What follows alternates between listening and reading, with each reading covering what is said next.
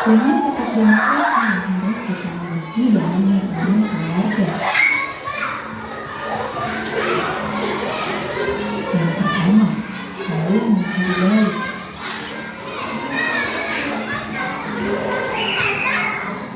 Yang kedua, menghormati rasa tua.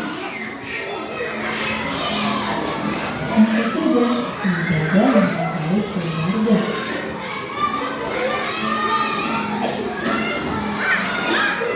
Yang keempat, mendukung bakat dan minat anak.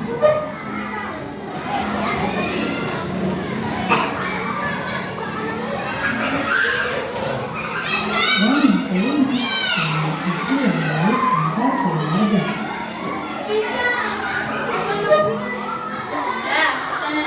Apa tadi? Sikap demokrasi ada berapa? Apa aja sebutkan? Yang kedua.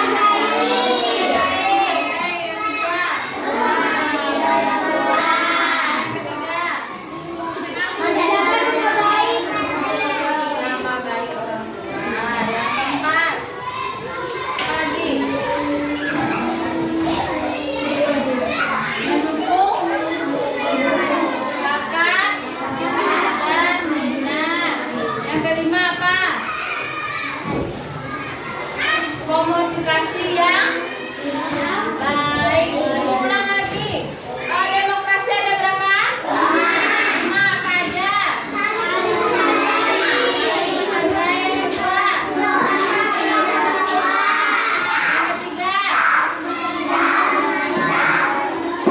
Menjaga apa? Menjaga nama baik keluarga. Yang keempat. Apa? Mendukung. Mendukung apa?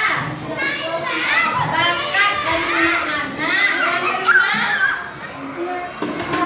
Komunikasi yang baik antar keluarga. Ada tak anakku yang sering membangkang kata orang tuanya? Yakin ya? Dari tadi ada yang ngomong, ada juga yang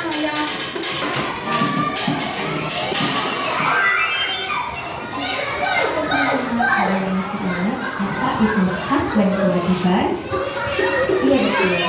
Hak yaitu merupakan sesuatu yang tampak didapatkan setelah melaksanakan kewajiban, sedangkan kewajiban yaitu sesuatu yang harus dilakukan terkait dengan peranan dan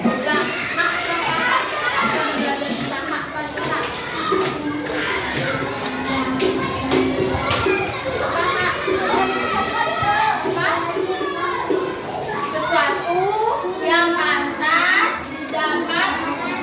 didapatkan sama siapa?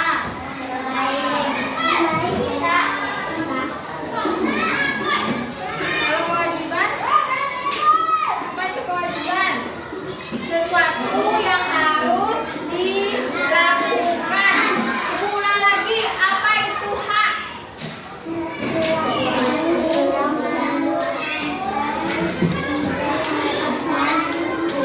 Apa? Sesuatu yang pantas dilakukan. Kalau kewajiban? Sesuatu yang harus dilakukan. gampang dijawab. Jika kewajiban telah terpenuhi, manusia baru diperbolehkan menuntut haknya.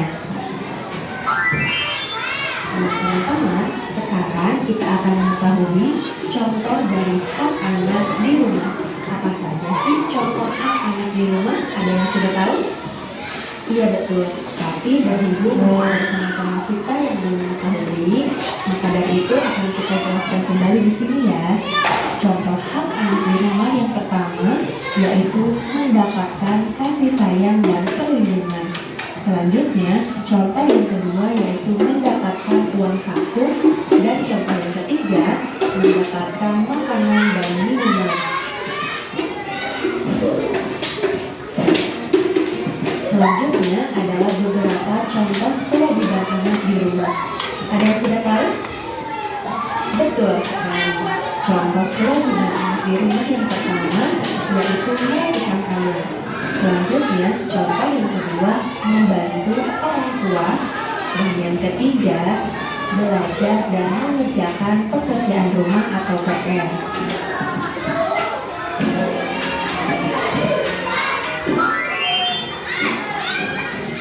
Oke teman-teman, ada yang tahu nggak apa saja sih manfaat menjalankan kewajiban di rumah?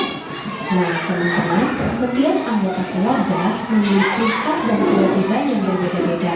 Manfaat yang diperoleh dengan menjalankan kewajiban di rumah antara lain sebagai berikut. Yang pertama, bertanggung jawab. Yang kedua, tidak mendapat teguran. Yang ketiga, hidup merasa nyaman. Dan yang keempat, tidak terbebani kewajiban. Oke teman-teman, selanjutnya kita akan mengetahui contoh hak anak di sekolah. Berikut adalah beberapa contoh hak anak di sekolah. Yang pertama, mendapatkan nilai pelajaran. Kemudian yang kedua, menggunakan fasilitas sekolah.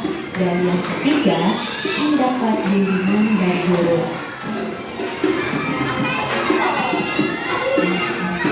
Nah teman-teman, selanjutnya adalah contoh kewajiban anak di sekolah. Yang pertama, belajar dengan tenang. Yang kedua, memakai seragam sekolah yang rapi. Dan yang ketiga, tertib mengikuti upacara bendera.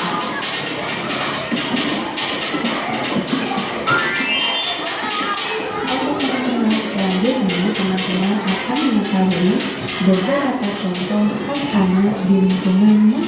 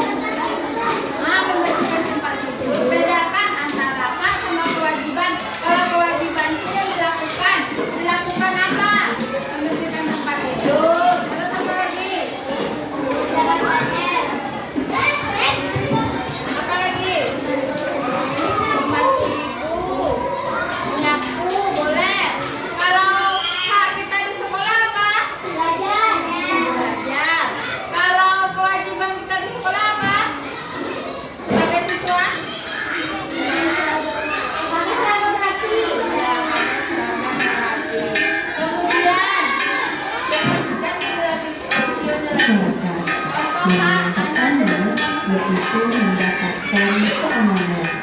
Selanjutnya, contoh yang kedua yaitu mendapatkan lingkungan yang bersih. Dan yang ketiga, berteman dengan tetangga.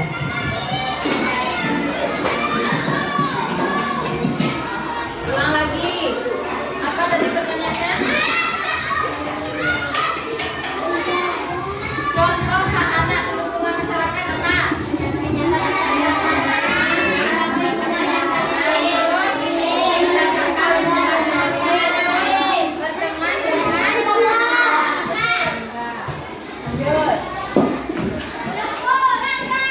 Dengan tetangga. Dan kemudian contoh kewajiban anak di lingkungan masyarakat apa? Kerja bakti, terus apa lagi?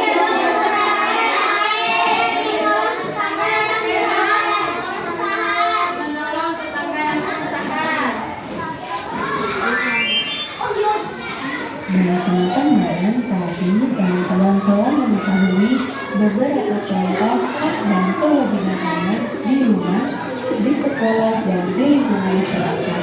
Selanjutnya, dapat kita simpulkan bahwa sebagai manusia sosial, kita tidak akan bisa hidup sendiri dan pasti membutuhkan orang lain.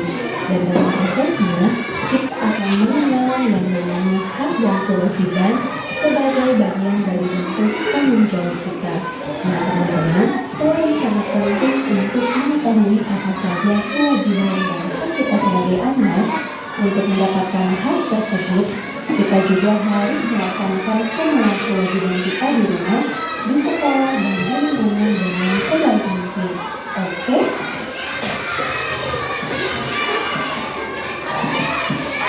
Oke teman-teman, cukup sekian pembahasan materi dari saya.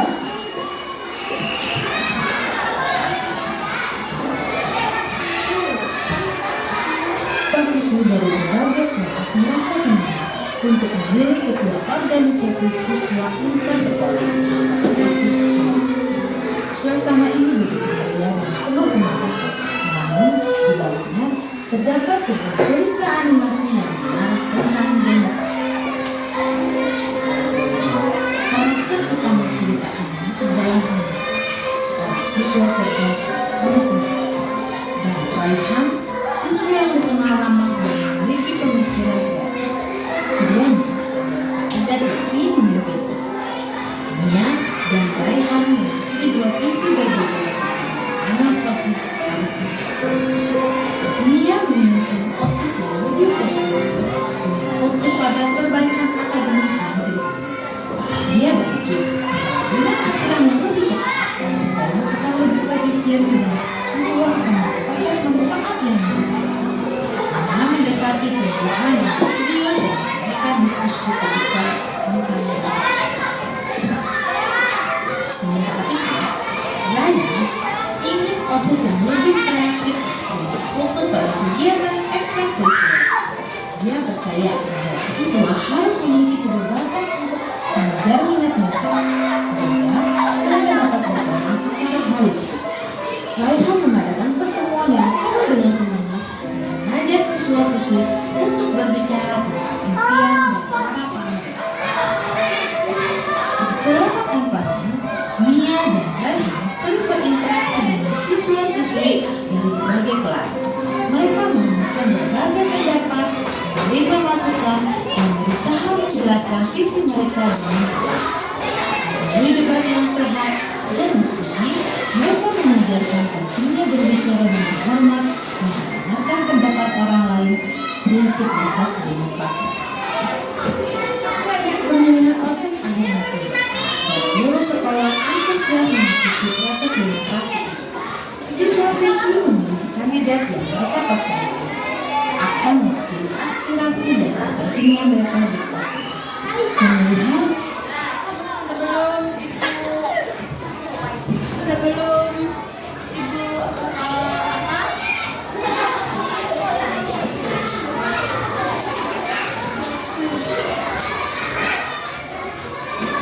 Nah, sebelum kita latihan, kita exercise dulu.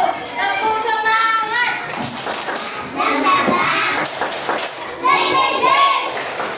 Jangan lupa